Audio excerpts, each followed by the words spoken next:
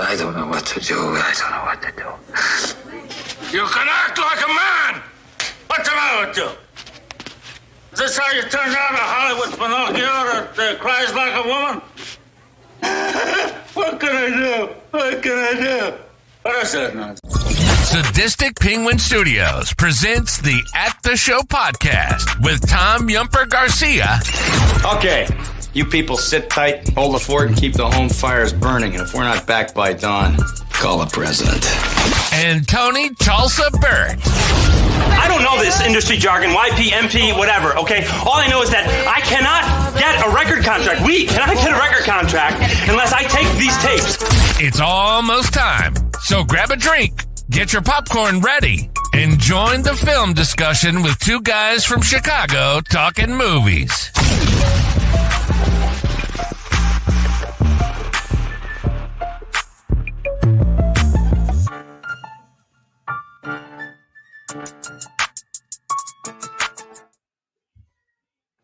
Welcome to a new episode of the At the Show podcast. I'm one of your co-hosts, Tom Yumper Garcia, and I'm with my other co-host, Tony Tulsa Burt. Mr. Burt, how are you doing today, my friend? I'm doing great, my man. How are you? I am good. I am completely happy that it's a long weekend. I am happy to be off work. I'm just really excited to talk The Godfather today. Oh, it's going to be a lot of good times here. I promise you. For sure, my friend, for sure. Before we get started, just wanted to, address the elephant in the room. As you can see, we have rebranded our show into At the Show. Swole decided he didn't want to do the podcast anymore, so no hard feelings. It just, the show must go on, and we thank him for all his contributions. And he started this thing with me 2 years ago, and he's still, I would say, a good friend. So I would say, good luck to him, and just want to keep talking movies, man. And who better than Tony Burt? I mean, I talked to you about movies like when I first met you, and we've always talked movies all the time, even when I was in the show. So I was thinking about this today. If somebody was to go and look 2 years on New Year's Eve on your account of the day, you'll see me thanking you for talking movies. So it's crazy. 2 years later, almost to the day, here we are again talking movies. So I appreciate it, man. I appreciate it. And again, I appreciate being part of this. So thank you. For sure, man. For sure. Always good to have you. You're a good dude. We have different conflicting things on movies as well, but we also align a lot of things. So I'm really excited to see what we can do, man. Oh, yeah, definitely. Let's rock. Yes, for sure. But let's get into our first segment, Mr. Burt, with what we've been watching. That's a me. And also, what were you just watching? So, Mr. Burt, what have you been watching? Oh, I've been watching a couple different things. For the show, I have watched There Will Be Blood, which I hadn't watched in a while, and I wanted to bring it back to the fold in my life. So I decided to watch it, and I didn't watch it once. I watched it quite a few times, and I am now more into Daniel Day-Lewis than I have been in a long, long time. Just a great all-around movie. I think it fits in really well with, again, like a movie like The Godfather, excellently shot, excellently acted, excellent script, excellent music, just excellent all around movie.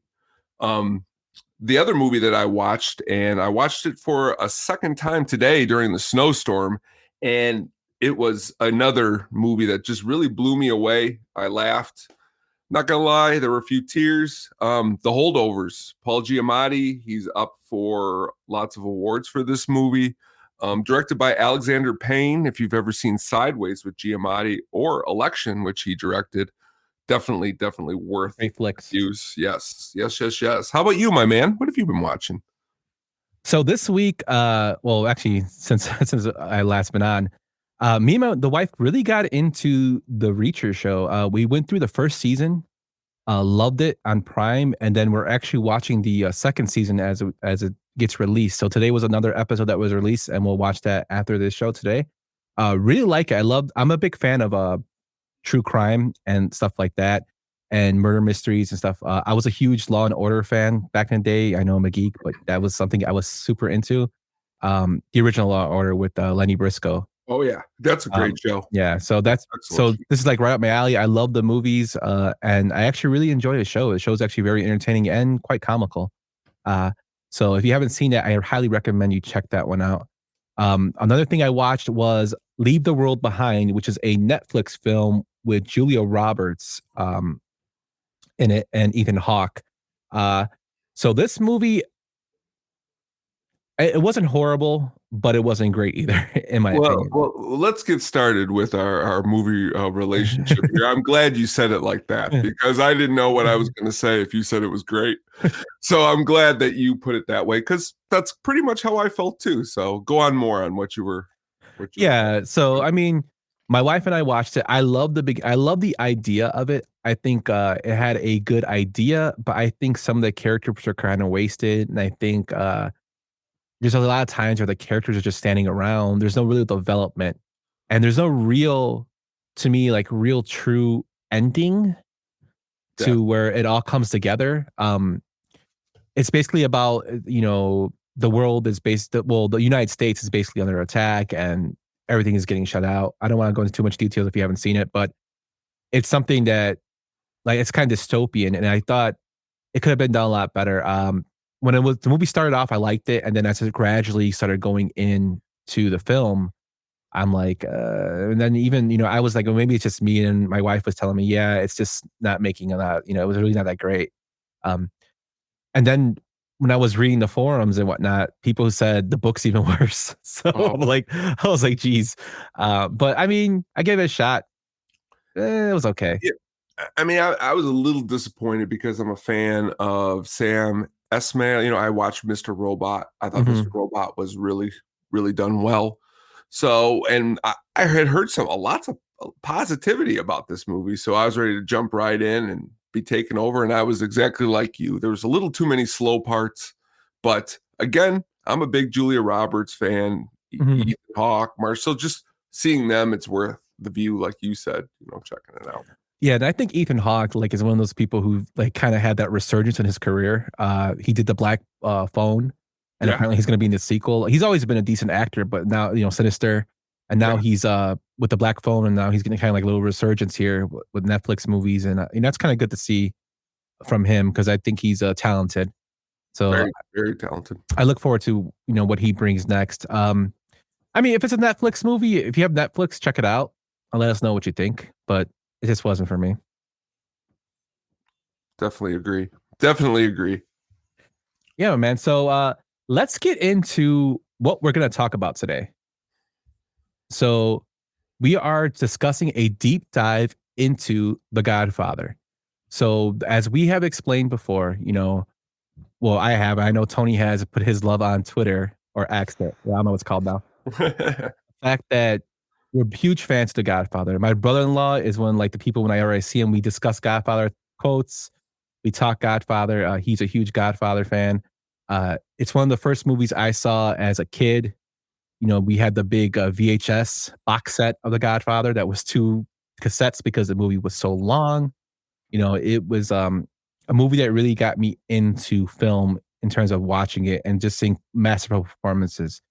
It's a movie that is constantly praised today as probably one of the greatest movies ever made.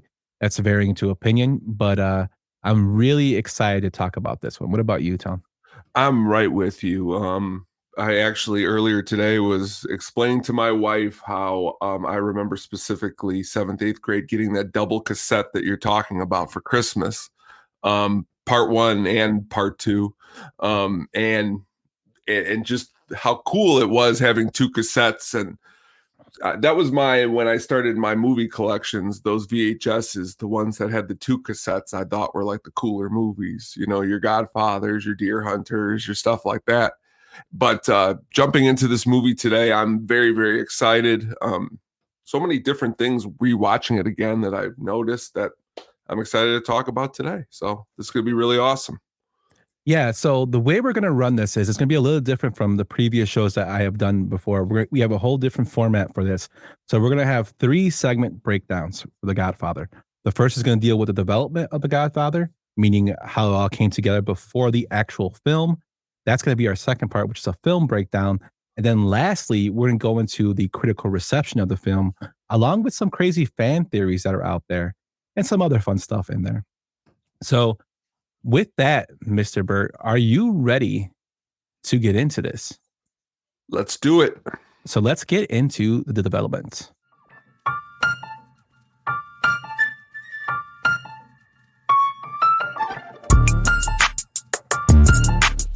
In my thoughts, I use the technique of positive visualization. The Godfather is based on a 1969 novel of the same name by Mario Puzo.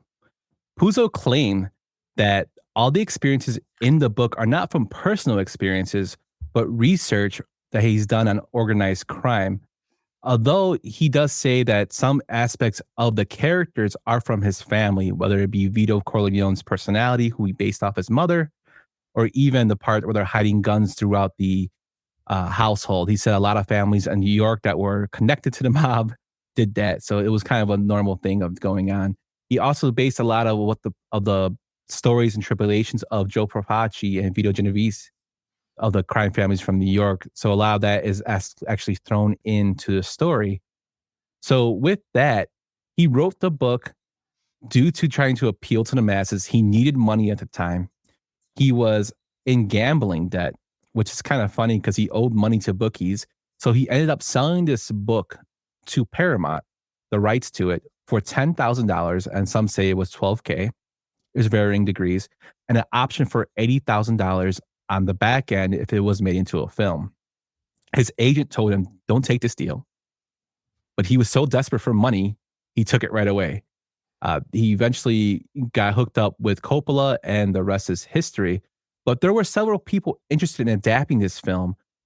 Paramount's VP of production, Peter Bart, had a scout out there that actually saw the book. And since the book was on the bestsellers list for 67 weeks, was really pumped to try to get this over into a movie. Now, Paramount had an issue where it actually had a film that was supposedly Italian-based that starred Kirk Russell and the non-Italian actor Martin Ritt called The Brotherhood. That movie bombed. So Bart was a little hesitant about taking on another Italian movie, but when his scout told him, just do it, he decided to take a chance on it. And eventually they picked up the rights to The Godfather. It's just crazy how this guy had, gambling debts, man, just to even write the book, just to get money out for profit.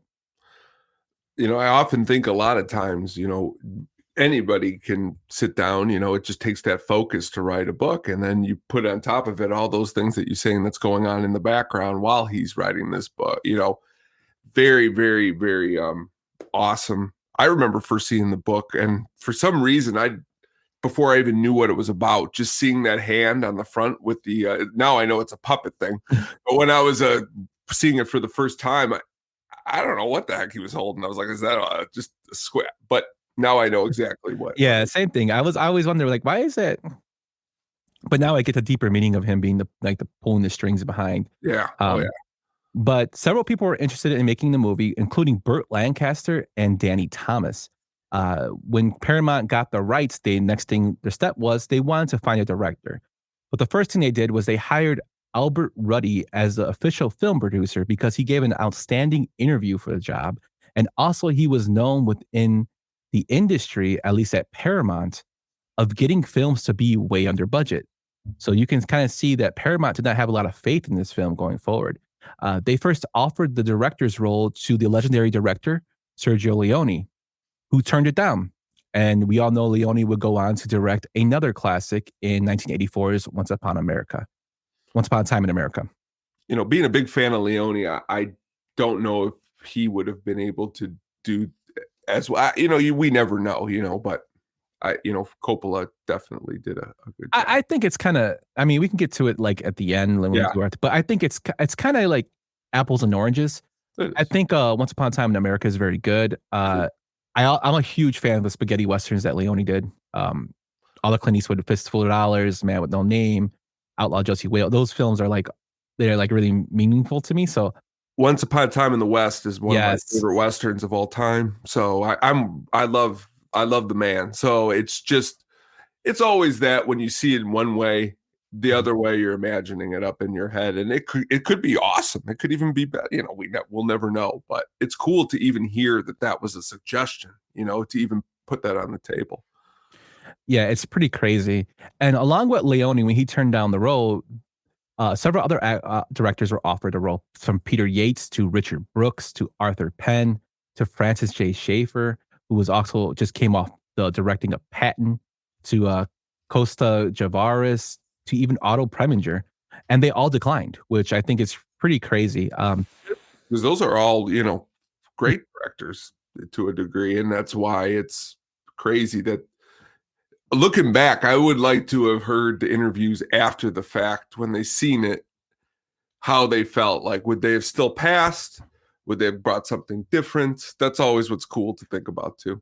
Yeah, it's always like that what ifs. I mean, we do it a lot in sports, and it turns out we do it a lot in a lot of things. And like in movies, it's no different than that. What if this person took this role, and we can automatically think about that and like wonder like how would it have came out. Paramount executive Robert Evans actually was one of the people that was a forefront behind the making of this movie. He wanted to cast a Italian director, like I said, because it's a failure of the Brotherhood, where there was no Italian actors or directors. He wanted to make this as close to authentic as possible in terms of having Italians characters played by Italians.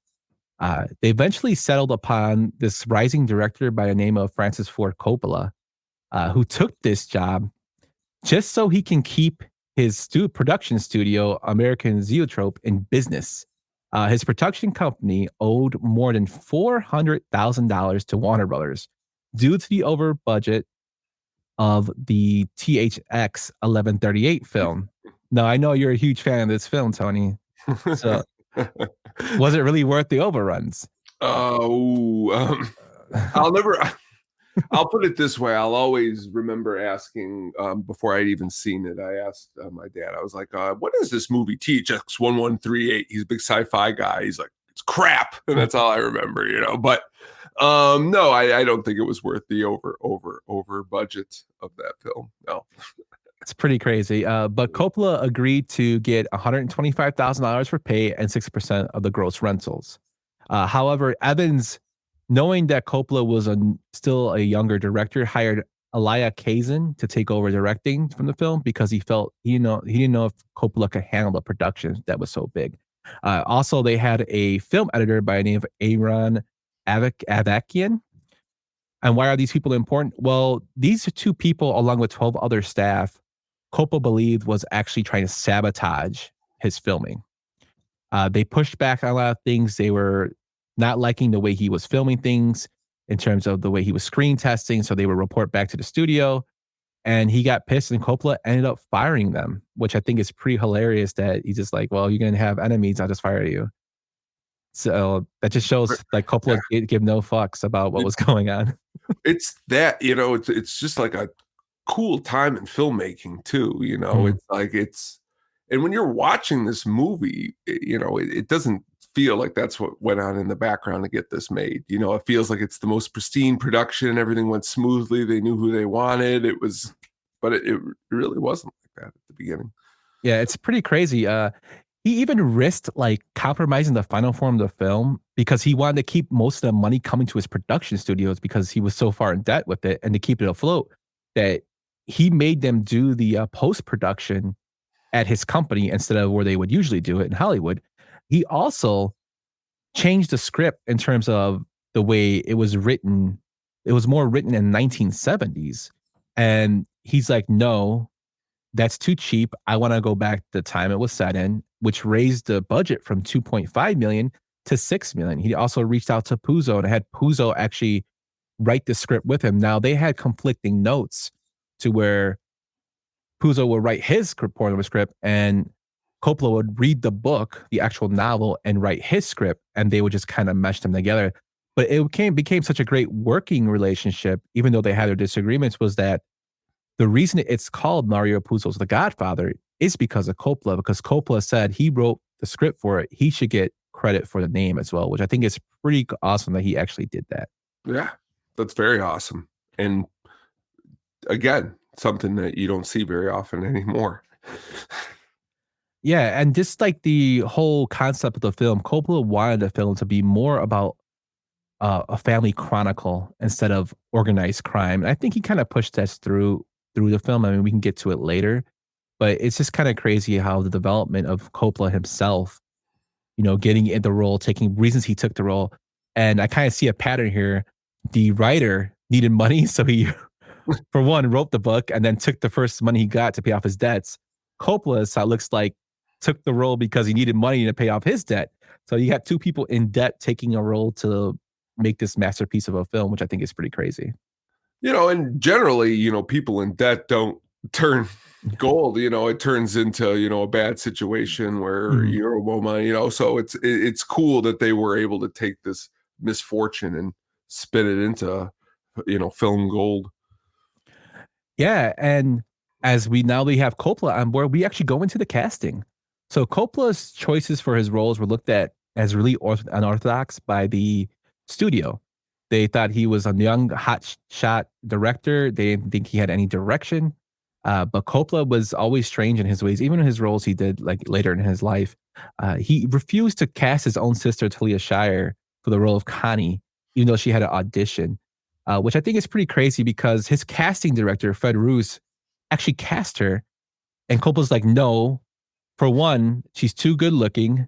And two, I don't want nepotism to show up in my films, which is kind of funny. But Puzo actually is the reason that Talia Shire is actually in this film because he pushed for her to be Connie, which I think is pretty cool when you have the writer of the book saying, no, this person can do it. Yeah, that was, something when doing research that, I didn't even know, which I thought was cool. That here, I thought this whole time that was the reason she was in it was because, and then when doing research for the show, no, it was, he didn't want her in it at all, which actually makes, while watching the movie and the performance, I think even much more stronger myself. Mailman Jack says, I have a confession. I found my dad's copy of the book, The Godfather, as a young Jack and read it thinking it was dirty because it was in his private stuff. Good book, not dirty. I would. That's great. That's a great story. It's hilarious, Jack.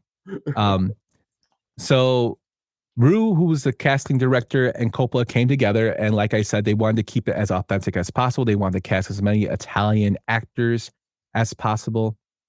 And at first, they ruled out James Caan as Sonny. Even though he was Coppola's favorite, Coppola's like, well, maybe I should go with more Italian actors for the role. He did, however, want Tom Hagen to be played by the great Robert Duvall, who was cast. Marlon Brando was of three actors considered for Don Corleone, including George C. Scott from Patton and Lawrence Oliver. Oliver was a little too ill to take the role, even though he wasn't Coppola's first choice, but Coppola would have been okay with it. George C. Scott, I can't see him playing Vito Corleone. Again, I mentally imagined all these people playing this role, and I wasn't getting, and I liked them in other roles. So it wasn't like I don't know them in other roles. They're just, I think, I just think it would have been a disaster. It would have been. I like George C. Scott. George C. Scott does a great job in The Exorcist 3. If you haven't seen that, that's a very good. Oh yes, really good.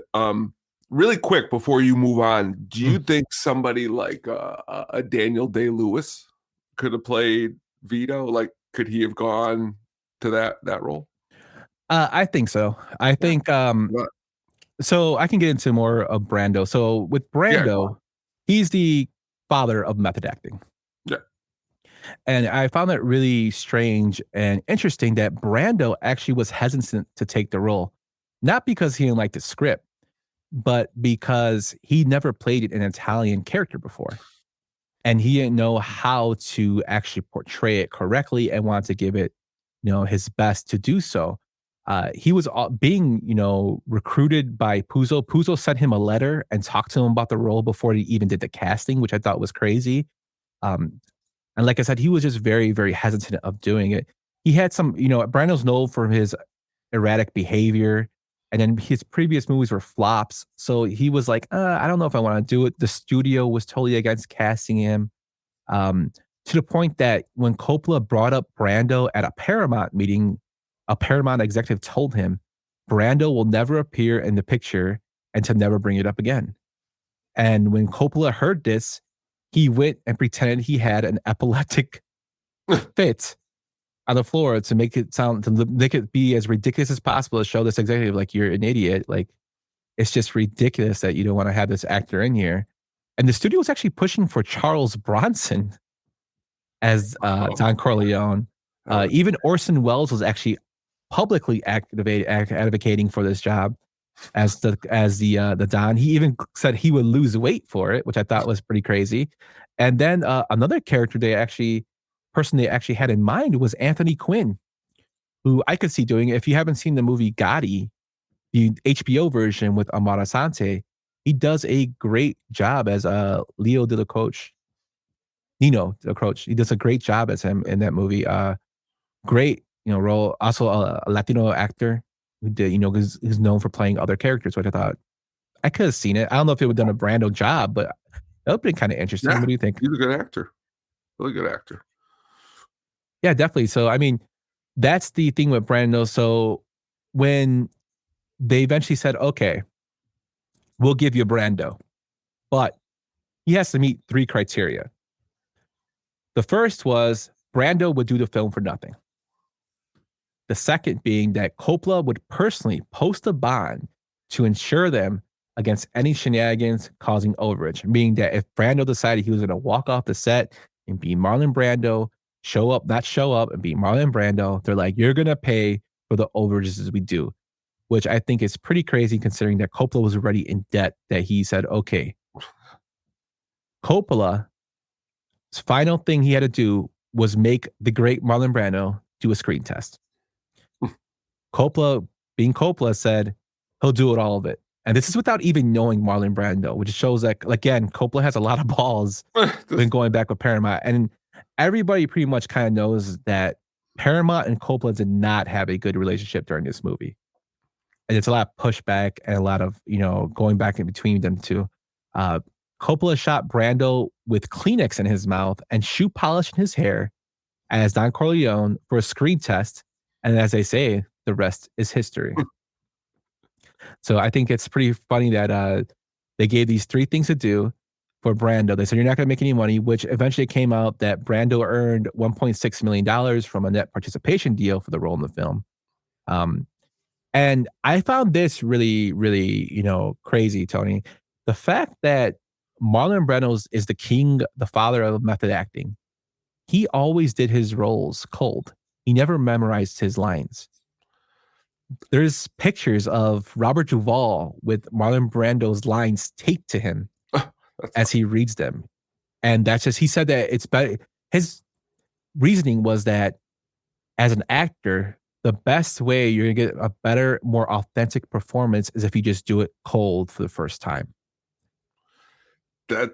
I would have to say that, sometimes that's even with this right now, sometimes just coming up with something like that, you can see the sporadically in his acting how great he did.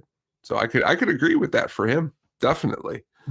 It's just crazy, but I mean, not everybody's Marlon Brando either. No, not everybody can do that either. To not be able to remember your lines, but to know what you need to do to get the scene and what you need in the role. Definitely. And at this point coming along, he had been, in so many awesome roles that by this point, he should have just been able to do exactly what he did, which was awesome that he did it without getting, as they said, he was going to not do it. Yeah, it's just crazy. Al Martino, who was known as playing Johnny Fontaine, was actually a real famed nightclub singer. He was cast by Ruddy, the producer.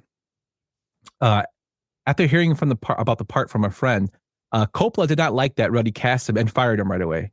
And this is another interesting part. He gave it to Vic Damone. Now, for those who are fans of the movie Money Talks, Vic Damone plays a big role in that movie as the fictional father of Chris Tucker's character that he claims is his dad with Paul. What's Paul's last name? He's from Sorvino, Paul Sorvino. Paul Sorvino. Yeah, which is hilarious. But it's just funny that Vic Damone was offered the role.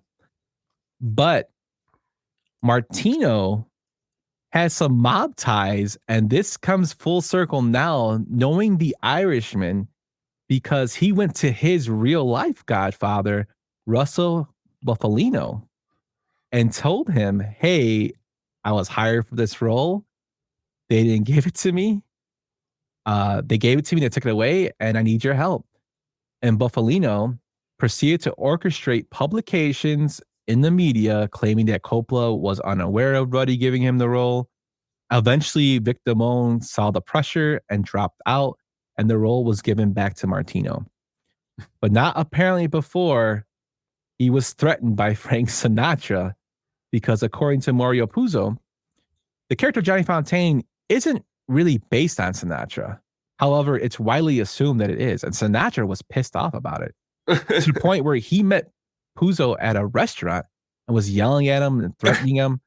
Sinatra was so like opposed to the movie that they didn't were fearing of the backlash of it, and they cut a lot of Johnny Fontaine's roles down, his scenes down to minimal. And in the book, it's totally. I mean, we can get to the difference in the book later, but Fontaine plays like a little higher, stronger role than he would in the movie. And I think that's pretty crazy that Frank Sinatra went out of his way to do so. Also, it's also known that Martino wasn't a great actor, so that probably could have had a lot to do with it. Good man. But it's pretty crazy that Frank Sinatra is getting pissed that you based a lounge singer off him, which is pretty funny. And as we move down the cast, Coppola cast Diane Keaton for the role of Kay Adams, due to the fact that her reputation was being an erratic and eccentric actress, which I think is pretty crazy. John Cazale was given the part of Fredo Corleone after Coppola saw him perform in an off-way Broadway production, which he loved, and he brought it to his producer with him, and his producer brought it to Robert Evans and told him, "Hey, this is our Fredo. You have to hire this man."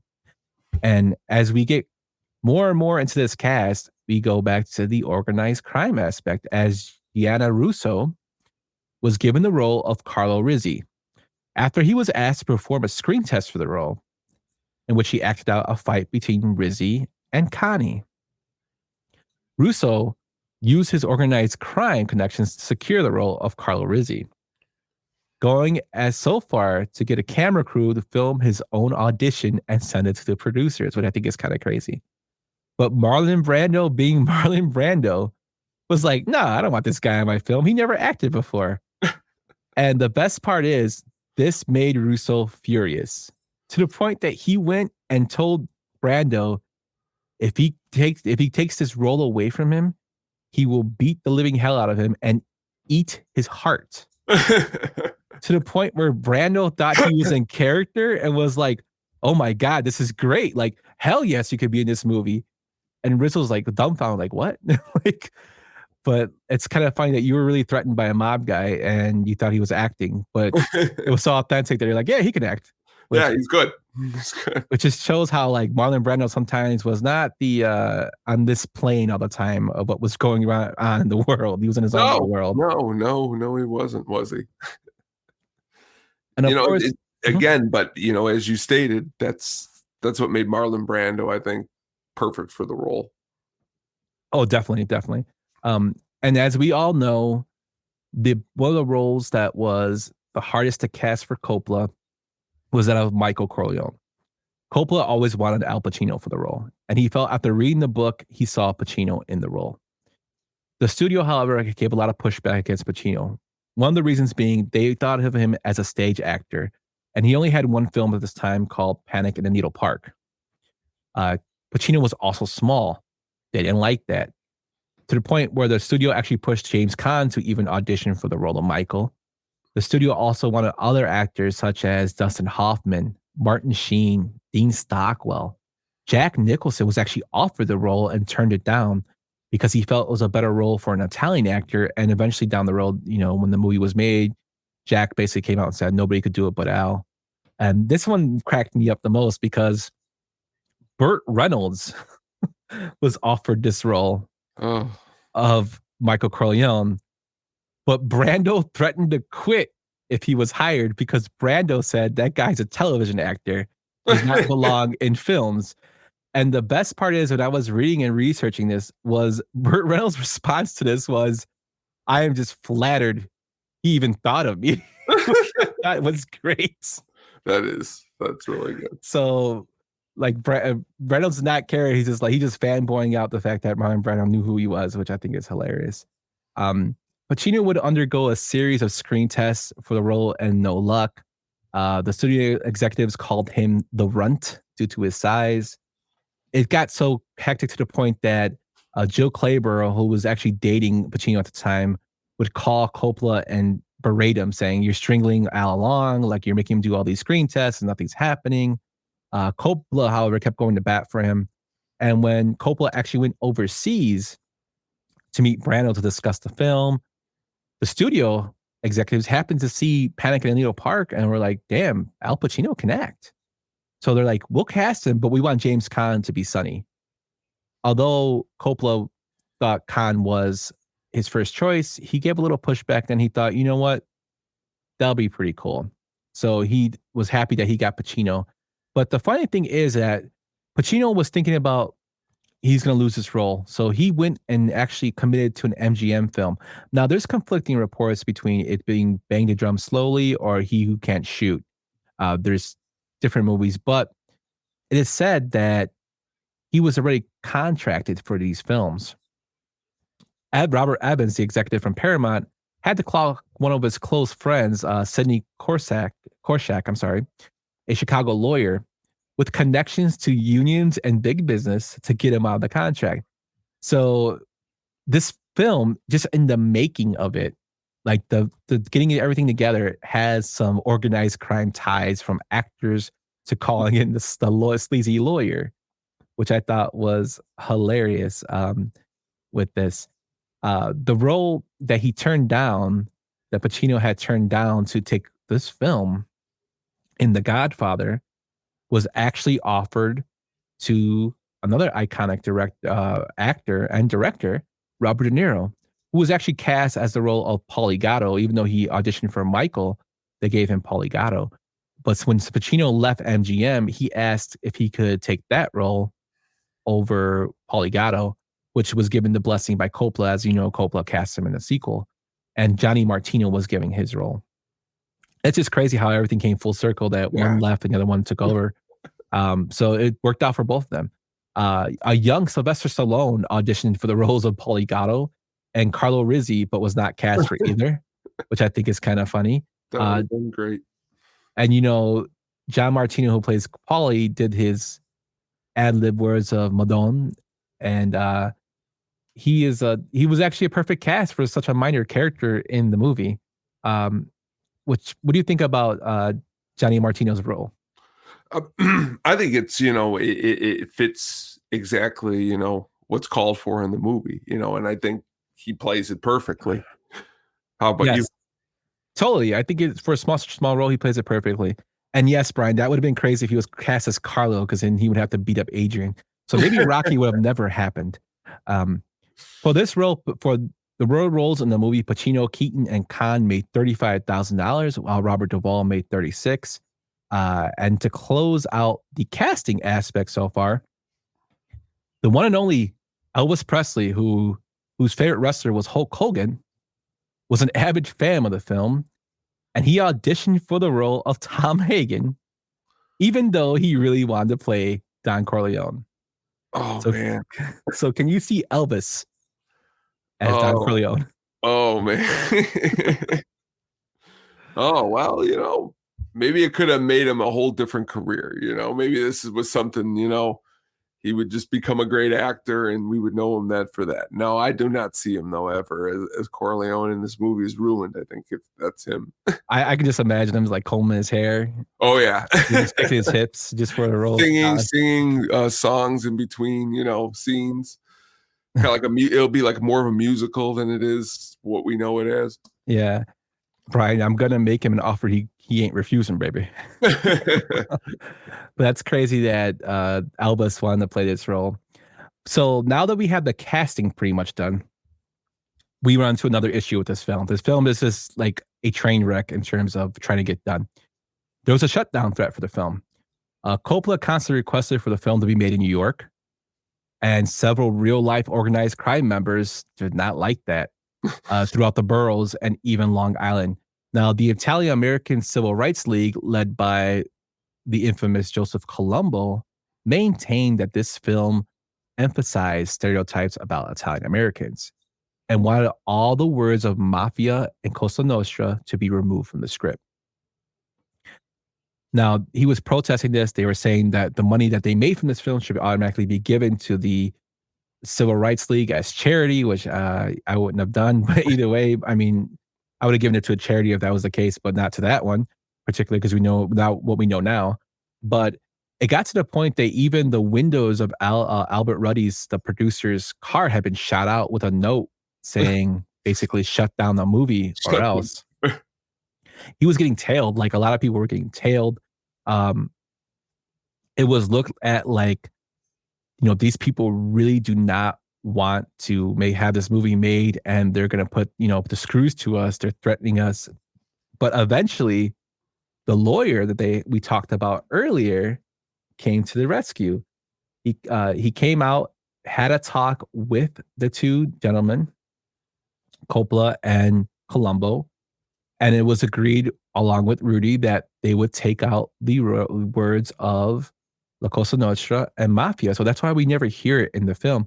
They also agreed that some of the mafioso would work in the background in terms of as advisors or as extras. And Corsac, basically, the lawyer, is given so much credit for this as a person who brought everyone together. The garbage men, the longshoremen, the teamsters, and the security of locations was just a call from him. So he can call and get everything set up and settled. And that eventually made it work out to start filming, which I think is crazy. I know there is a show that's out that we'll talk about later that shows the chronicles of this in more detail, but it's just a little taste of the trials and tribulation this movie went through to even get made. That's a lot to go through, and still make it out of it with an Academy Award, type of movie, Definitely. It's just crazy. And as we go for the score, which is the music, Coppola pushed for more of an Italian score, while the studio wanted more American style music. I don't think the studio really knew what the hell they wanted to do with this movie. But Coppola pushed and he got his way. He went too far as saying while filming the movie, if you don't want me to do my score, then why don't you go hire Martin Scorsese? And the studio was like, no, okay, we'll do Nino Rota come in and write the score for him, which is the iconic Godfather theme. He used from his previous film, Fortunella, which is actually a basis of it. But that's where we have the famous Godfather theme from Nino Rota. So it's just kind of funny that Coppola made Scorsese as, if you don't want me, go hire that guy. And Scorsese is considered one of the best directors of all time, which is kind of funny. It is. Which just shows that Coppola did not care. He just figured, they're going to fire me, Yeah. So that's a lot of development information there. Man, what stuck out to you the most there? Honestly, it's the whole imagining all the different people playing different roles. Dustin Hoffman. They're saying Pacino was too short, but they wanted Dustin Hoffman, who isn't exactly tall.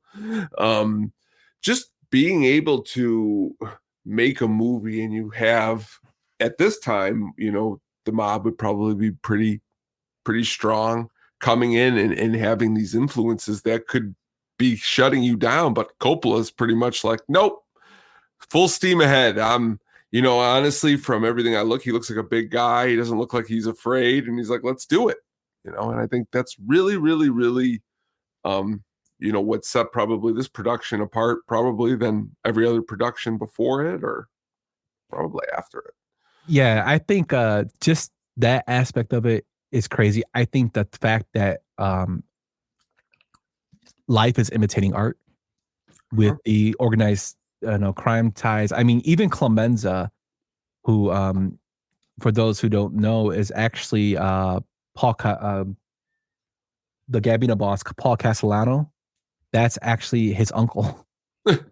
So the one John Gotti, hit is his uncle, and I read that he actually came to the set when they were filming. So Richard Castellano, his uncle is Paul Castellano. So there's all these mob ties to this film, which I think is crazy. Just really crazy. Don't forget to mention the Chicago Bears tie-in. Dan Barzini was played by Chris Conti's grandfather, Don Barzini. That is true. Yes, it is true. Don Barzini. Very cool. Awesome.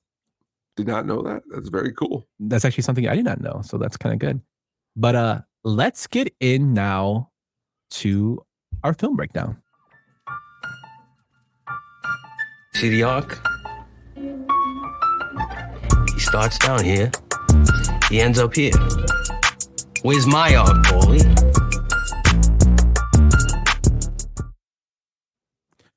So let's get into this film breakdown. My man, Tone, give us the plot. All right. So this movie, okay, pretty much, it follows the Corleone family, as transitions from its patriarch, who is played by, is Vito Corleone, to his youngest son, Michael, taking over the family. It pretty much follows the family through the trials and tribulations of drug barons aligned with other families to take out the Corleone family, as well as tragedies of family losing loved ones. Pretty much, again, it is about the mob, but then again, it's about a little bit more about life. Okay. It's about, sometimes you think you're going to be one thing and then you transition to have to be something else because of trials and tribulations. So, I mean, a lot goes into the movie, but that's the basics, I think.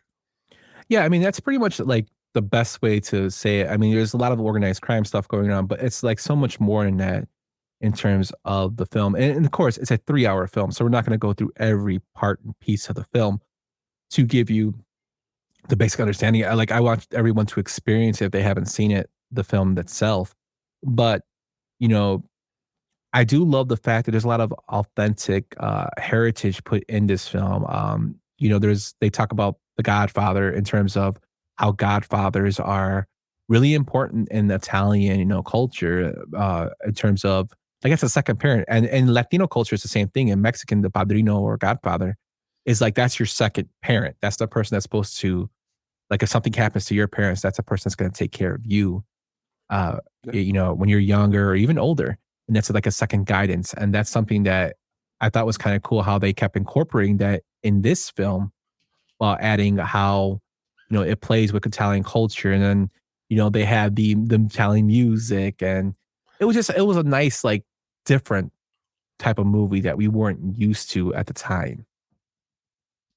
It's there were bigger movies before it, of course, but I just feel like it was a step up at a different level of bigness that I had rarely seen before it. So I think it definitely set the standard, and just the plot itself, there isn't really a movie like it, I don't believe, before it. But that's my opinion. Definitely. And, the characters, Vito Corleone, we kind of touched on Marlon Brando. He was the patriarch of the family, and Brando wanted him to look like a bulldog. So he stuffed his cheeks with cotton and wool for the audition. For the actual filming, he wore a mouthpiece that was created by a dentist. And actually, that appliance is actually in the American Museum of Museum of Motion Pictures in Los Angeles, which I think is pretty crazy. Cool. Yeah. Really cool. And I found this really interesting in terms of the way he portrayed his role. Brando based a lot of his performance on Al Lettieri, who plays the Turk. While preparing for the role on the waterfront, Brando became friendly with them.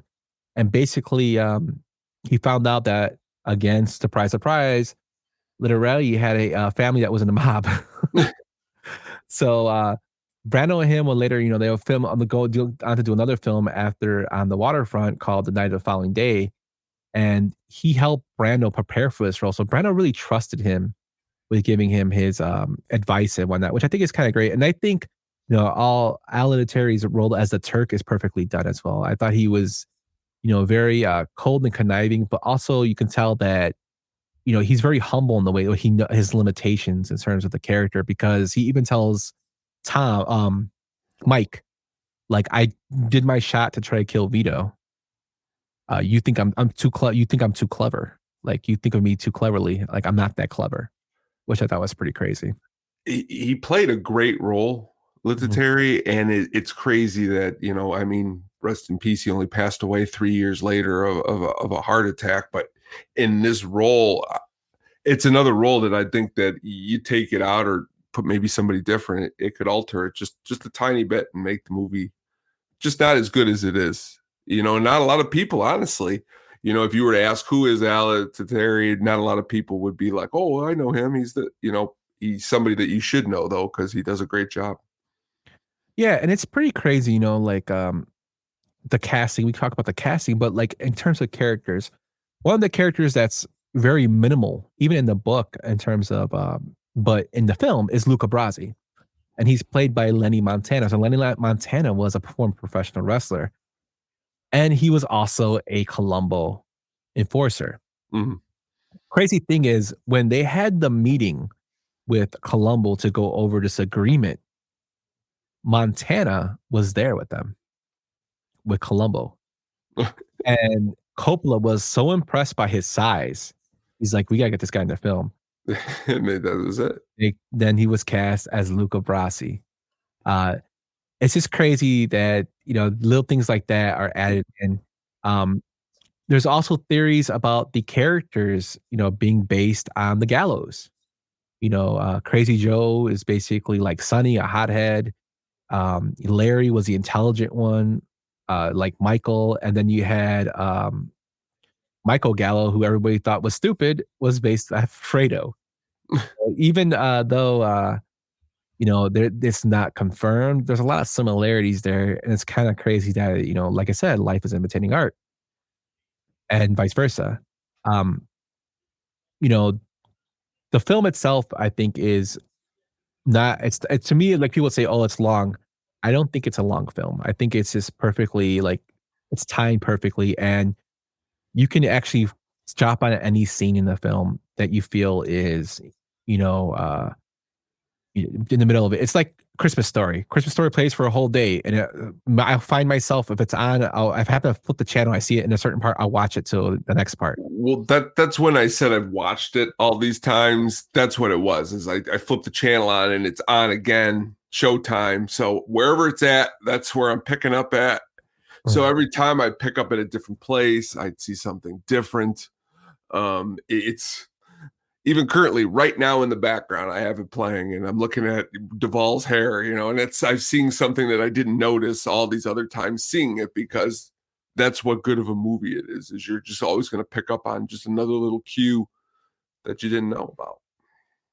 Yeah. And it's crazy. You know, and not just that, the film itself, the shooting of the film, is a lot of people give the lighting and film, you know, cameraman, cinematographer, a lot of flack, because they're saying, oh, the film was dark. You know, people don't like the fact George Willis thought, you know, his shooting was very dark. But I think it adds to the scenery of the film. It's like sets a tone for, you know, the underworld. I think. And even though he was a menace on set in Willis, you know, it came out to, in the long run, to work out for him. It's just crazy how, like, everything perfectly fit together in this film. The lighting is, you know, again, I'm staring at the lighting is amazing, because as we've gotten to 4K and all this, the way they've been able to get it to look so crisp, but it feels still from back then. Even like watching it, and, you know, Abe Vigoda's in the background. And he's, you know, and it's so kind of dark, but it's not dark enough, but you can still see it. I just think it's so cool, because these are film things that, again, after a while, they become part of a wayside of film. And I think it has stuck with it, and it makes it look really cool.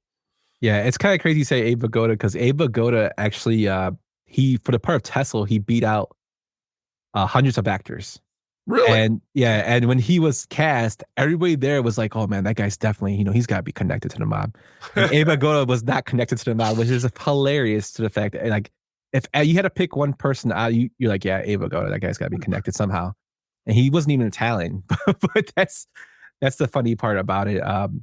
With Ava Goda, the characters are just cast perfectly in this film, and it's like I said, everything, all the pieces fell into place here.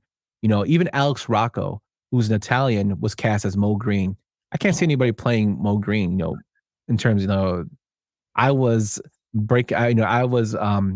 making my bones while you were in diapers, just so, like watching it. So like I texted you, watching it so many times, even today, my wife repeated that line because it's a great line. I'm Mo Green. I made my bones with cheerleaders back when great though. Again, definitely excellent role, man. Totally. But so Tone, what are some of your iconic scenes in this film? Okay, right off the bat, like I think of back when I first started watching this movie. Like I like to look at every movie I watch, and even there's humor in scenes that are maybe sometimes aren't meant to be humorous, and I think that's kind of when you're what's the word I'm looking for, when you're getting into these movies, that's something to also pay attention to. So one of my favorite scenes here that I've always enjoyed is this one right here.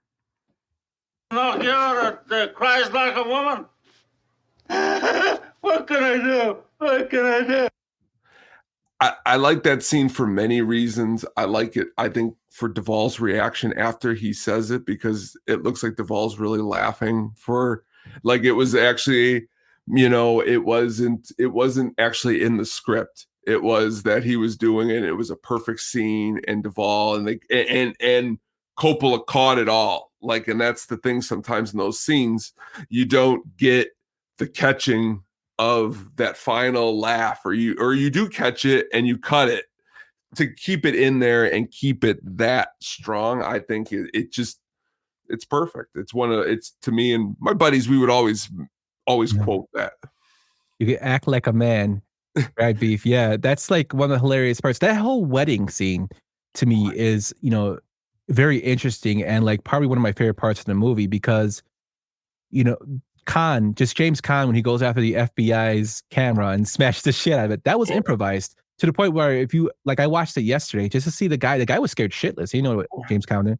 And the fact he takes money out and throws it, that's like, that was improvised as well. And Caan, again, being with the underground, bad end element and getting inspiration from those people really in that life, like Carmine Persico, who was his boy.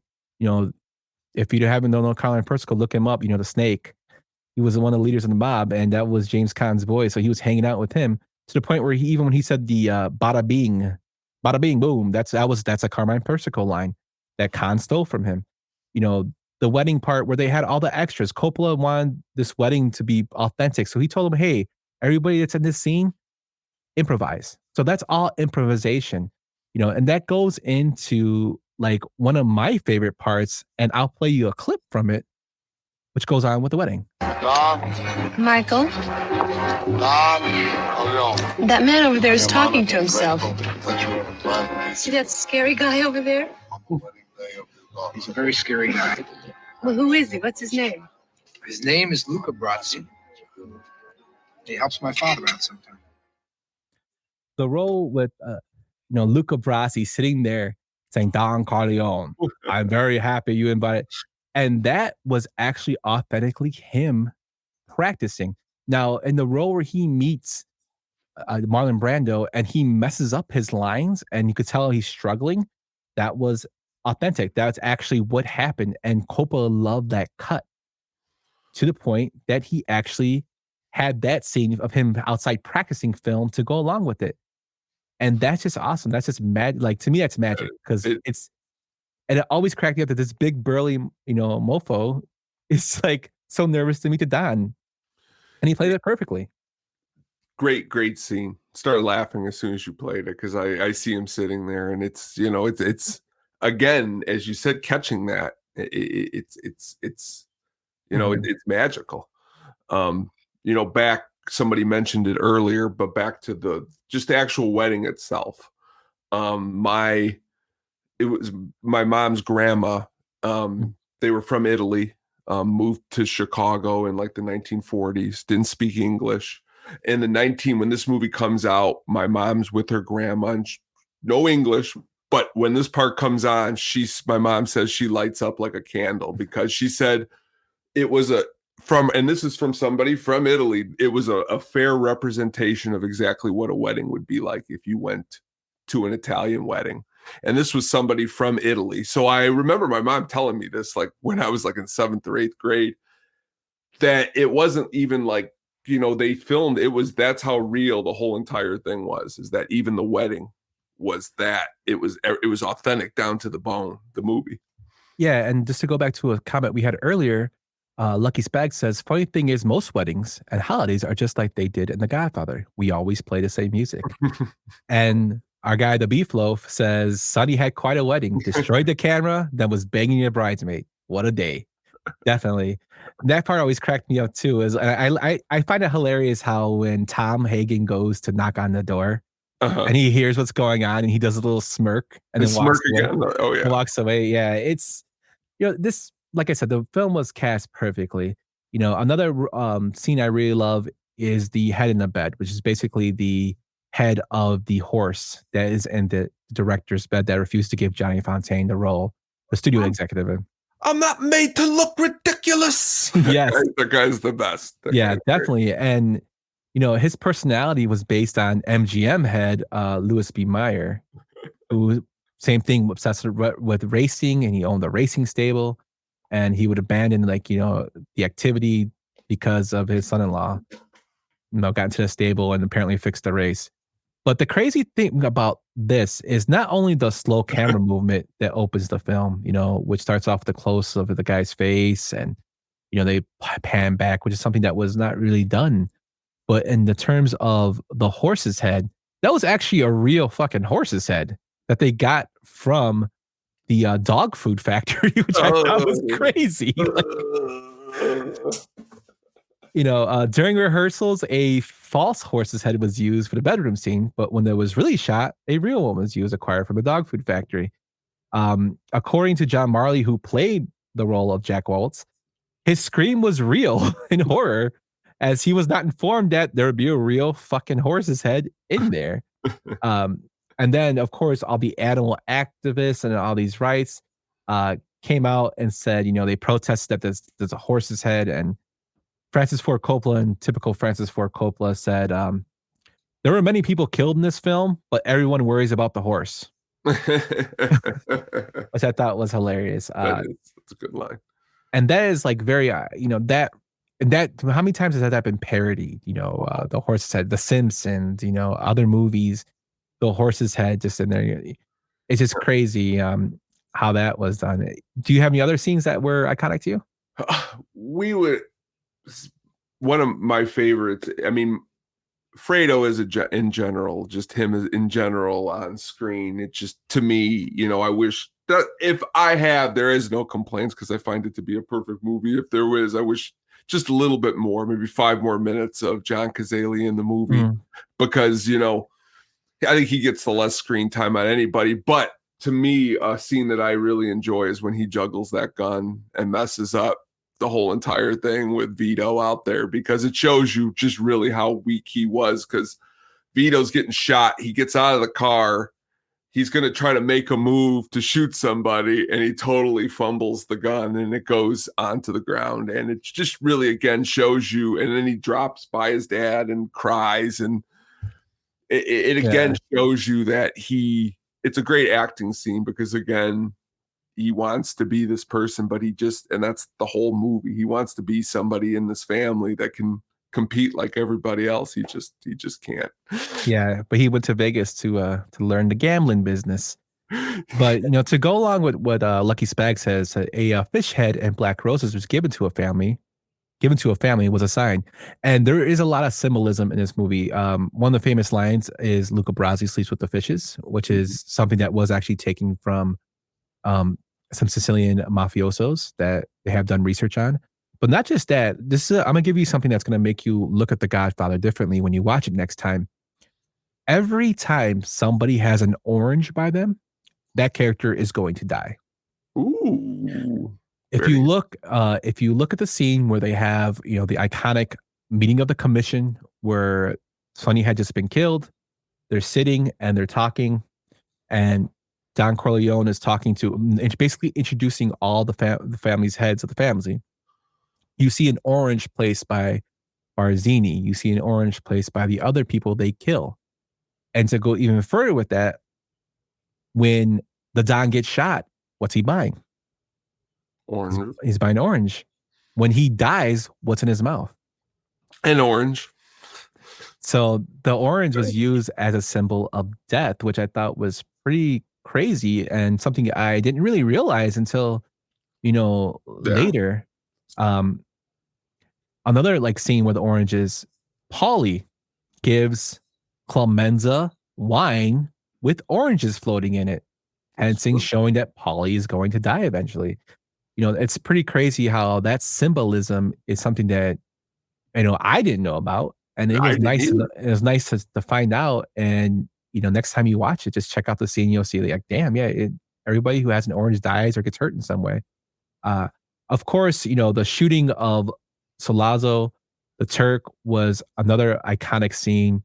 I always love the part when Clemenza asks Mike when they're preparing for, what he's going to do. He's like, so you shoot him, and what do you do? And he's like, I sit down and finish my meal. He's like, no, seriously, don't mess around. The fact that role, that whole scene was perfectly done, especially in a real snowstorm in an abandoned building that they turned into look like a restaurant. Al Pacino wore a foam latex facial appliance that, covered the whole left side of his cheek because it was broken, apparently, by Captain McCluskey. It's just, it was really done very well. As you're saying this right now, this is exactly the scene that's in the background here. Yeah. And Pacino, in the movie, the first scene you just played a little while ago where he's at the wedding, it's like his mood, just as the minutes go in the movie, he just gets more and more darker than the person he was at that wedding, which I like that because it's, again, his character just is changing every time he's on the screen pretty much. Yeah. And it's, I love that scene. It's just, it's great. And it still holds up to today, the shots, it's still done very well in terms of effects. And not guns, of course, but I still go in bathrooms and look and see if somebody put something somewhere, because it's such a cool move too, because it's in the 50s actually, because that's when they're setting it. Nobody would ever have thought that someone would get into that restaurant to hide it there. So it was a great move, as far as the plot went. I thought it was great. Definitely. I mean, this film has a lot of little, trivia and tail bits, little tidbits that make it what it is today. The iconic scene where the Don, this has been painted, this has been taken pictures of, where Corleone is stroking the cat, petting the cat. That was a stray that Brando found behind the studio and was like, I'm going to have this. And it was purring. So they decided to shoot it. Just randomly, some random cat came and Marlon Brando decided to stroke it. And then now it's iconic as the Don with his cat, which is, another thing that when we think of the movie Mafioso, Boss, we think of Don Corleone, which shows how iconic the character is. The scenes between Carlo and Connie, they were basically filmed to show parts of the book that were influential into the demise of Sonny, but also the fights were shown more graphically because Robert Evans and the studio at Paramount wanted more action in the film. They wanted more action to ramp it up. So Coppola obliged and filmed that to the point where there's a part where she's throwing the vases and the glasses and dishes down that she loses a shoe and she's running away. And she worried her through it, even though she could have cut her foot pretty bad on the glass that was on the floor, which I thought was pretty crazy. A scene that always sticks out to me, and I love this movie, but this is by far one of the worst fight scenes I've ever seen in my life, and that's the fight between Sonny and Carlo. That's a bad one. Well, yeah. Then it's bad because I don't know really sometimes what's going on in the actual fight. he's like trying to hit him. He throws the stick. I don't know. Yeah. He throws the stick. He does the punch. When he punches him in the stomach, he punches him in the face, and it's a total miss. And you can totally see his face just go to the side. It's funny. That's why it's so bad. It's funny to me. And you can see James Caan is like so winded. He's beating the shit out of him. And he's like, "Don't tell me to touch my sister, I'll kill you." But this is a great little tidbit that Brian brought up, saying that to practice that shot that we just talked about with Talia Shire, her son was chasing her around the house with a knife. Interesting. Yes. Very interesting. And there's another thing too, sound editing in that part was done pretty badly for the Carlo Sonny role fight, you know. Another iconic scene, I know we're bouncing all over the place, but there's just so many good scenes in this, is the shooting of Sonny. When he hears about the call and then, you know, from Connie, and he runs off and gets pissed and runs through the expressway, and they do the famous dropping of the coin and he gets shot up, which I think is pretty crazy. That scene actually had to be done in one take with different cameras positioned for each shot. This was basically done with the 149 squibs taped to James Caan. So his body can simulate the effect of rapid machine gun fire. And they couldn't shoot that after that one take. It's pretty crazy how that it's done. Also, if you want to give another little tidbit and hint, you can tell Carlo is behind that hit because when Sonny is shot and laying on the floor after the last guy puts a couple more shots into him, he kicks him in the face. Something Sonny did to Carlo when he beat the shit out of him earlier in the film. Ooh, that's a good one. So like another, I kind of, you know, Mo Green in Vegas. This is Vegas, you know. Johnny Fontaine comes back to revive his career, and then, you know, he's signed to appear in Michael's casinos as they try to go legit. And we all know that Mo Green was modeled after Bugsy Siegel. Although he wasn't known for wearing glasses, he was assassinated the same way with the Mo Green special through the eye, which I thought was kind of funny. That was. You know, the shooting of the 5 families. That's another iconic scene of the baptism. And the funny thing about this was, I always remember, like, even as a kid, I'm like, man, Clemenza was sweating like crazy and he was running up those stairs. It was. And then doing a deep dive into, you know, why, it turns out that Castellano defended George Willis, the cinematographer, from an argument with Coppola. And Coppola was pissed. So Coppola's like, all right, you want to defend him, you're going to run up and down these stairs. So he made him do 20 takes of him running up 4 flights of stairs. Oh, geez. So, like, it came out that Castellano was like, you know, literally, you know, laboring and sweating. That was really him sweating and laboring for the fact that that happened, which I thought was pretty hilarious, that Coppola was petty enough to do that to one of his own actors. But hey, honestly, in my rewatch, that scene, I don't know why it's been sticking with me, him running up those stairs, but it's a good scene because it makes it seem like he's the one who's going to be the one who's going to fall down the stairs, not he's the one who's taking somebody. It's a good scene. I like it. Definitely. And Castellano wanted $5 million for a sequel. No one, yeah. That if we do the sequel, The Godfather 2, I'll get into a little more. His story is pretty crazy for the sequel. But to encapsulate all these scenes, the behind the scenes stuff is pretty funny that I read about. There was a shitload of mooning going on. Really? And yes, it was started by James Caan and Robert Duvall in an effort to break some tension while they were rehearsing. They would do it, and it got to the point where even Marlon Brando was doing it, which I thought was hilarious. Michael Al Pacino even got into the act when there's a scene when he's filmed sitting at his father's desk after Vito has passed and he takes over. He's sitting there. He wasn't wearing any pants. And when the shot was over, he stood up and basically mooned everybody. And everybody's like, what the hell? Just because Al wanted to get on the act. So they declared Marlon Brando as the moon champion for being a prankster, which I thought was pretty funny. And that's kind of funny. You seeing all these iconic characters, and then the funny thing in the background is that they're mooning people. But there's just so many, great scenes in this film that tie everything together.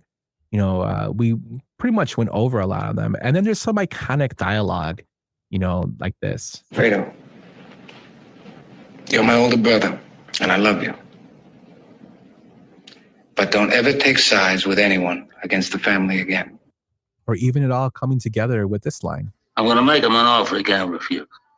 And that's something I really liked about that, because I'm going to make him an offer he can't refuse. And that line is uttered throughout all three films in some way.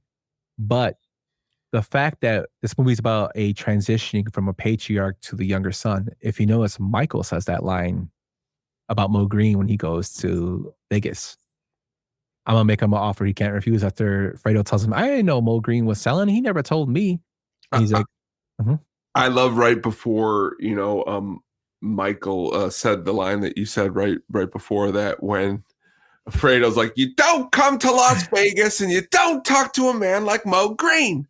Or right before that, when Fredo actually comes in the room and he's like pretending like he's the conductor to the orchestra, and just Pacino's face is like almost like, oh my gosh, he's just like a circus monkey, because he's like, yeah. Like, it's great. It's great. Mo loves the business. He never said nothing to me about selling. I'll make him an offer he can't refuse. Yeah, just that whole line there, And then, Spags brings up another good thing, the bloopers. There is a bunch of bloopers in here.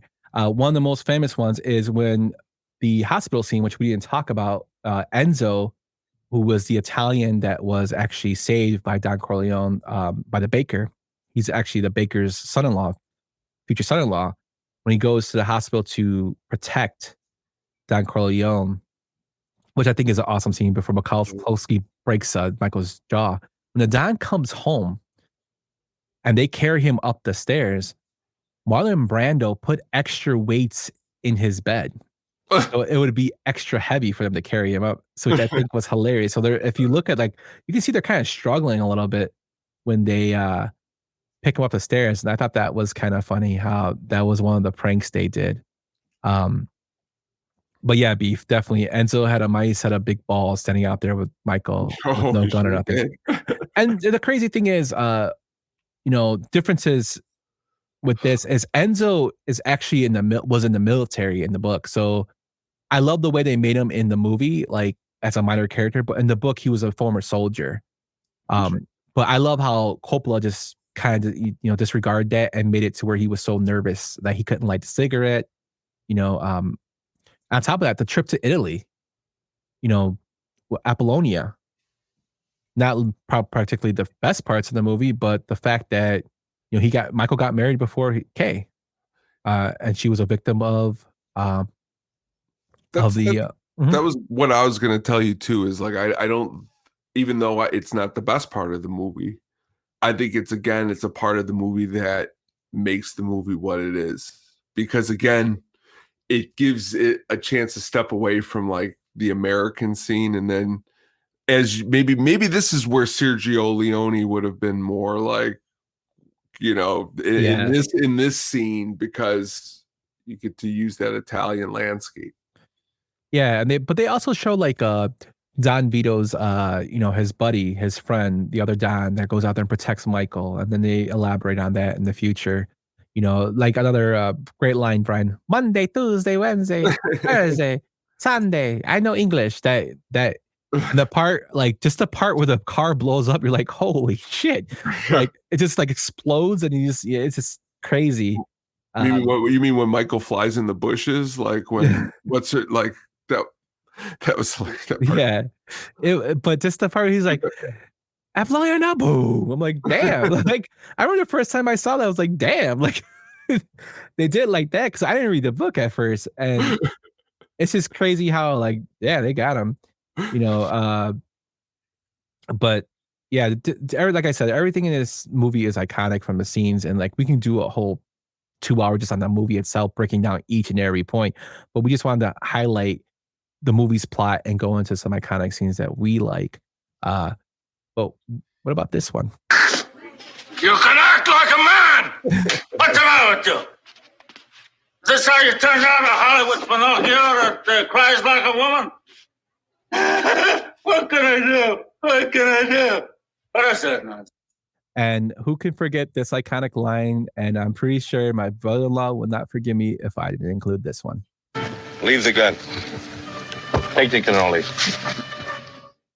Which was totally improvised by Castellano, which I think is hilarious. Hey, pull over here. I got to take a leak. And just like the whole lead up to it. Yeah. That's a great scene. Just the way it's filmed. Mm-hmm. The way it's all bristling, like as he's pissing or whatever. I know it's in the background. It's just that's a great scene too. So the crazy part about that scene was that scene's actually shot in stock footage. Because they're going through old school New York. Yeah, okay. What they did was they found the same model type car and just used a duplicate license plate. So when he drives onto the actual highway, that's actually them. But when they're driving, that's actually stock footage, which I thought was pretty crazy reading that. Very cool. And to movie magic, my man, movie magic. Very, very magic. Exterminate. That's a bad word to use. But we basically broke down the film. Now let's get into some critical reception and fan theories.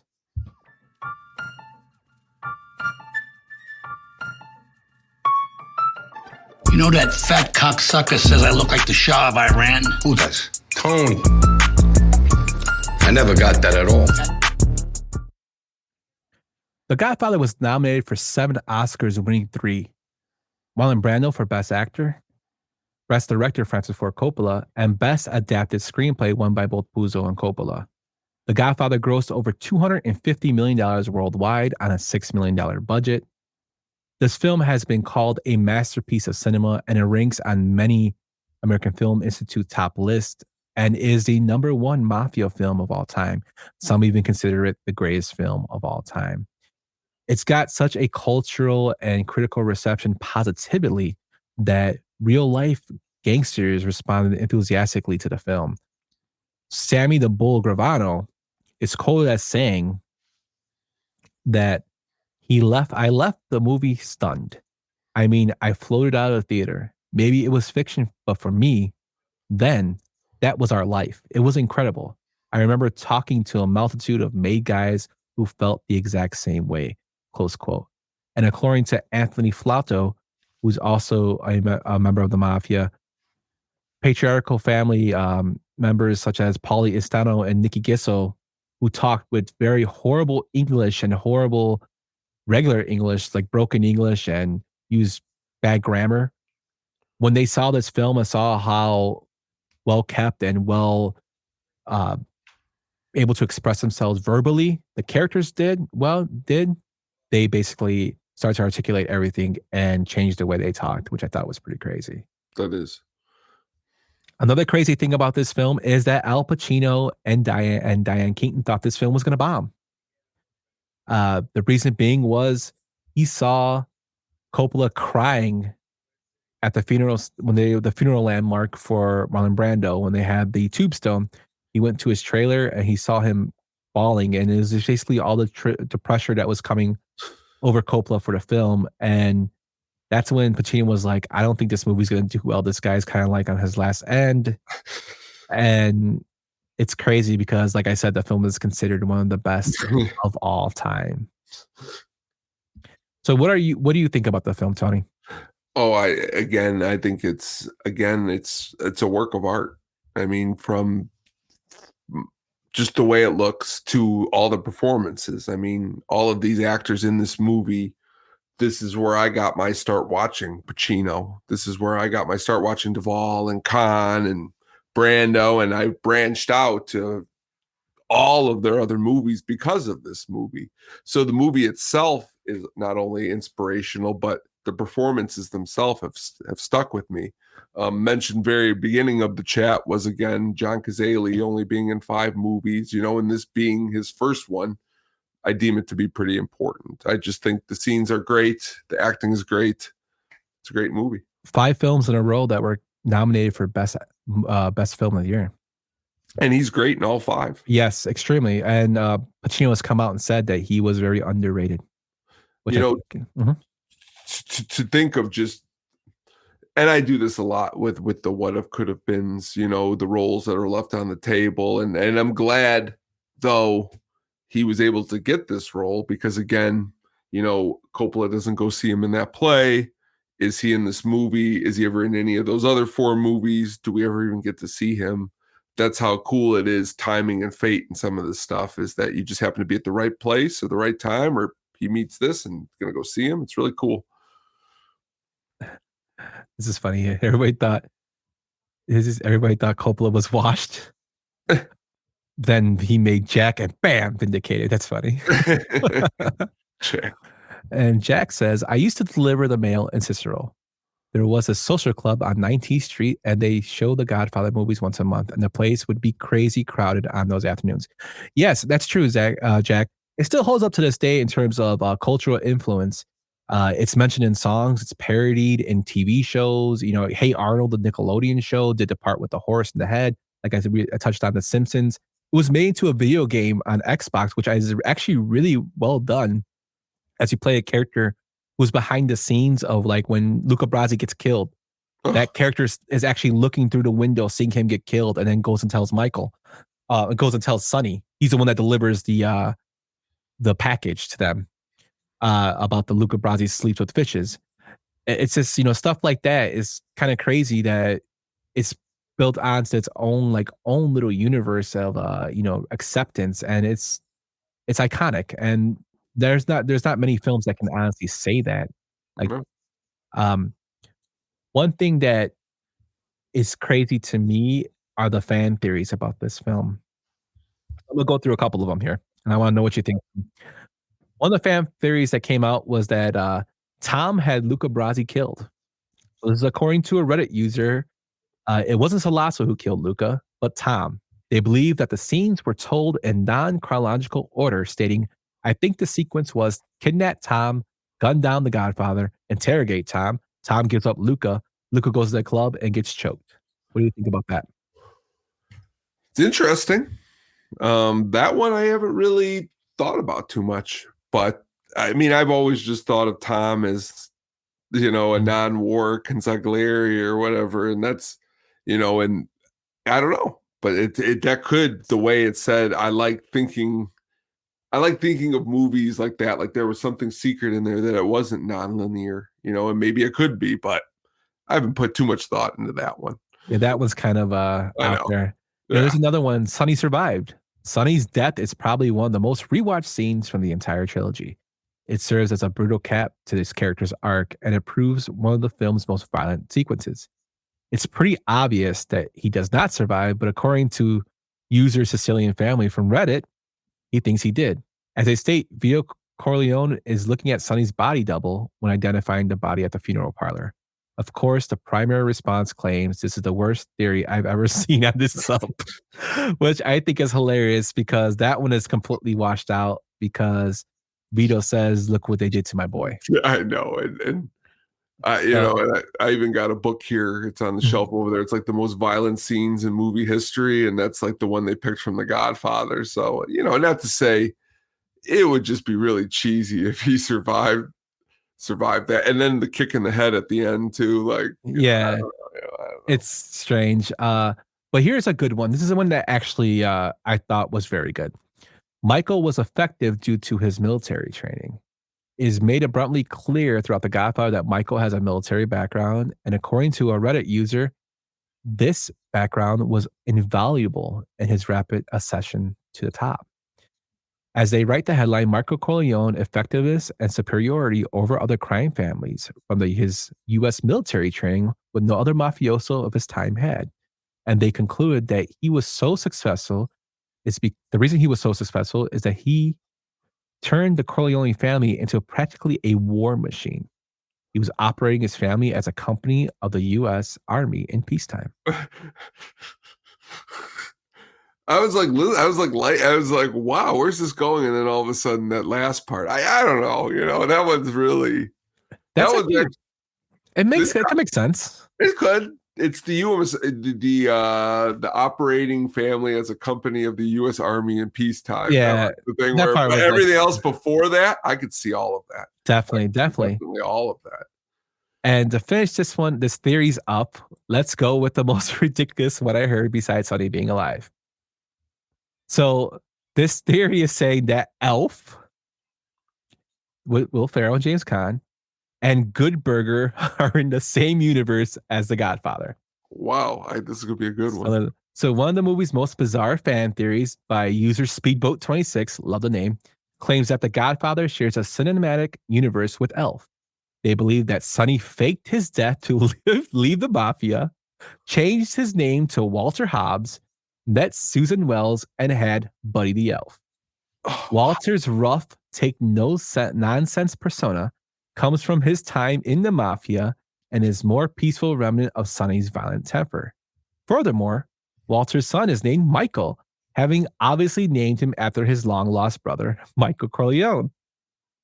And then according to user Confused Moon 2002, The Godfather shares a cinematic universe with the 1997 comedy film Good Burger, which itself was inspired by the All That sketch starring Kel Mitchell and Kenan Thompson. The theory states that it wades through some deep territory.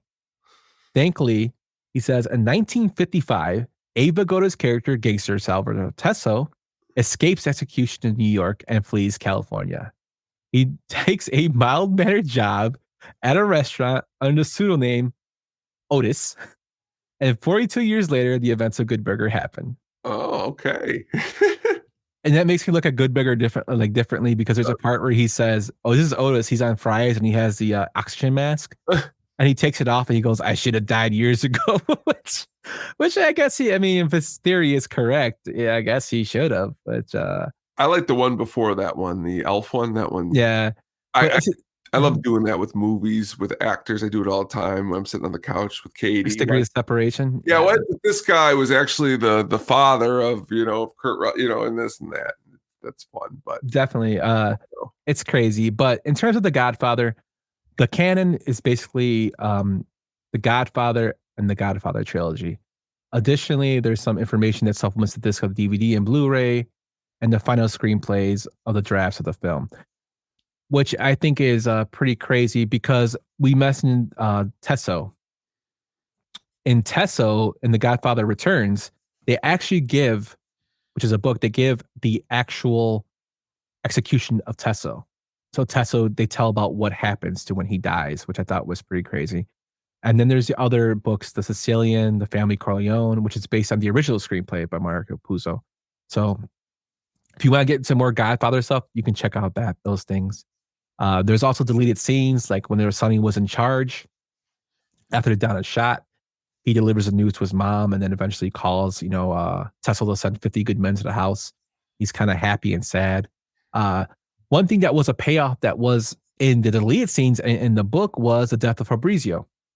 So Fabrizio killed Apollonia by setting a bomb in the car when it exploded when she started up the car. And in the book, Michael tracks him down, and the bodyguard that set him up, he kills him. There's a part where it shows him ordering, and there's a scene that shows Michael recovering and ordering his men to find his former bodyguard. Coppola also filmed a scene in which Michael is tuning a Lupara, just like Fabrizio, confronts him and blows him away. There's actually shots of this on the internet if you look for it, like the stills. But it was so bloody that it was cut. And then there's one where they actually blow him up in a car. I've seen that clip, have you, where he's actually walking out of his pizzeria and he gets to his car and it blows up. Yes, I have, yes. Brian says it's in the miniseries. So I haven't seen the miniseries, but definitely we should. If you have, I definitely will check that out. Yeah. But that's basically all the fan theories and critical reception of The Godfather. I have been reading the book. The book does have some differences from the film, although there are a lot of similarities. There's a big thing with Sonny and the maid of honor, Sonny's endowment. I did find that the book, when it describes the characters as Michael Corleone, it does describe him as good looking, but in terms of the character Connie, it describes her as ugly. It describes Fredo as tubby. It's just crazy. The miniseries has a bunch of deleted stuff. The end has Kane in church lighting candles for Michael's sins. I might have to check this out. Is the miniseries, is he talking about the one where it's all in order? I'm not sure. Okay, because I know they had done where they put it all in like chronological order from like when Vito's younger, and then all of Check that. what it all comes back to Sinbad. Yeah, he said Okay, he said yeah. Okay. I definitely have to check that out. But that, my friends, is our Godfather breakdown. Amazing. That was amazing. So I knew I threw a lot of information. We threw a lot of information at you for the past hour or so. I try to make it as thorough and as entertaining as possible to make sure that we got that information out there. But if you guys have not watched this movie, I highly recommend it. Highly recommend you watching it. And oh my God. Yeah. So shout out to, if you guys are seeing more interaction from the At the Show podcast Twitter, that's my man Tony doing all that. So shout out to him. But this part of The Godfather 3, where Michael screams for his daughter's death. No! Yes. It's probably one of the most hilarious parts to me. But I love the fact that when you put that poll out, like which Godfather film, oh yeah, somebody voted for the third one, and my brother-in-law commented, "Whoever voted for the third movie should never be allowed to vote again." And that was a very, very valid point. The one little thing that I will say is, I think it was the last year or two, they put out that new version of it. It was called like it's the Corleone. So it's like Michael Corleone. Yeah, like they reformatted it and all, and it's better. Of course, it's not as anywhere near as good as the other two. And this scene is always ridiculous, no matter where you place it in the movie. But it's worth the check out. Yes, Sophia's bad. Sophia's really bad, and the funny thing is, she's actually in the original Sofia Coppola. She's the baby that gets baptized. Oh, interesting. Yeah, very interesting. So that's pretty crazy. But we do have 2 more segments. The first, my friend, being what's coming soon. All right, let's get ready to rumble. Coming soon. Próximamente. Coming soon. Coming soon. So, Tone, tell us what's coming next, my man. Up next, we've got a classic, an amazing movie, my friends. It's John Carpenter's Big Trouble in Little China. And if I can say this enough, this is probably the movie that brought me and my man Yumper together. So this is really going to be a good one to really dig into and have a good time. It's just one of my favorites, man. What do you got to say? I'm totally pumped about it, man. I wanted to do more deep dives into individual films. We will go back to having the list that we've had before, but I kind of wanted to do a more like fixated film deep dive. And The Godfather was at the top of my list. And I know when you brought this film up, I was down to do it because this is probably one of my favorite films of all time. So many good quotes. So many good quotes. Also, the next show will have some special segments. So we have some special segments planned that will be alternating as we go. And we are now weekly, ladies and gents. So we are going every Friday until something comes up and we can't. So we will be every Friday at 8:00. You can come check us out on the Sadistic Penguin Studios YouTube to get your good movie fix in. So really looking forward to this one. It's going to be awesome. It's going to be really good. We're, like I said, this is awesome. Friday nights are going to be a good time talking flicks. For sure, my man, for sure. So if you guys don't know, my man, Tony, aka Chowza, aka the Sugar Baggy, does the hookup on music for the Sadistic Penguin Studios channel and website. And he does an excellent job. He just dropped out a great, the movie The Kid. Yes. He just did a great job of doing a breakdown of the great albums of 2023. So I highly recommend you check that out. We had a fellow Penguin Roxy on there, an Ask crew member, discussing their favorite albums from 2023. Just a great discussion and breakdown of that. So we have a new segment that's going to close out our show, and that is the Sugar Baggies Pick of the Week. The Sugar Baggies Soundtrack Pick of the Week.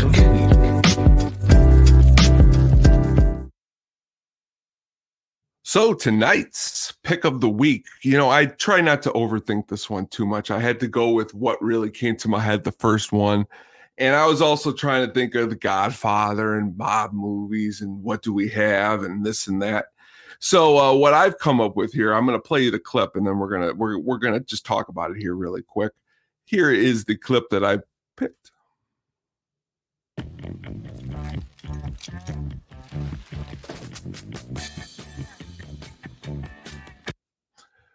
That is a song called "Jump Into the Fire" by Nielsen, and that appears in Goodfellas.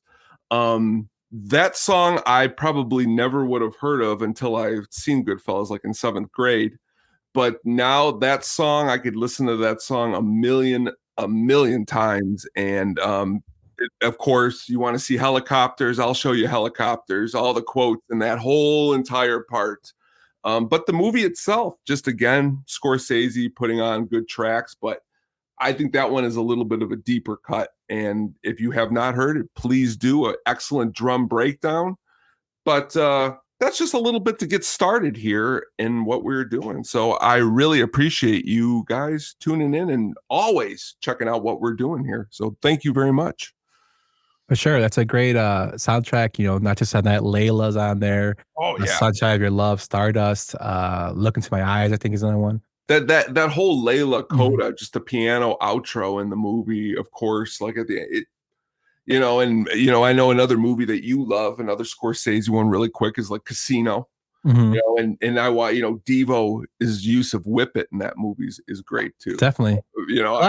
Scorsese films have really good soundtracks. They do. Even really quick, if you happen to check out the new Killers of the Flower Moon, the soundtrack on that is really good and it fits what they're doing. So, I mean, always good stuff in the Scorsese soundtracks, but check out Jump Into the Fire by Nielsen.